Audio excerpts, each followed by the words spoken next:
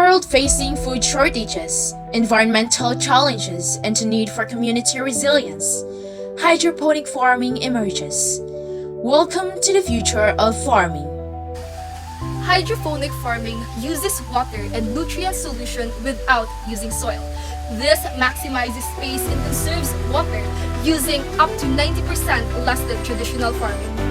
In food security challenges, hydroponic offers a sustainable solution.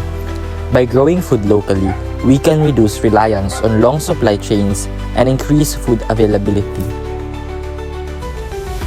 Besides, hydroponics reduces the risk of soil-borne diseases and contaminants, providing cleaner and nutritious products, contributing to a healthier diet.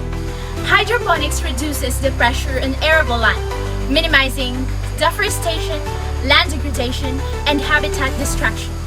They also reduces the pesticides use, promoting a balanced and healthier ecosystem. And through hydroponic farming, we can build stronger communities by providing job opportunities, gaining valuable skills, and a sense of pride and belonging. Ang pag-sowing listo pa siya.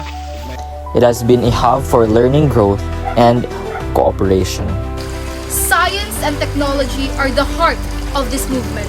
Hydroponics encourages us to embrace innovative agricultural practices that adheres to pressing issues like climate change, resource scarcity, and the need for sustainable development. We can play a role in cultivating the future. By supporting hydroponics initiatives, we are investing in solutions.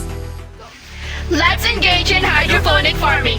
Together, we can ensure food security, Promote environmental conservation, and build stronger communities.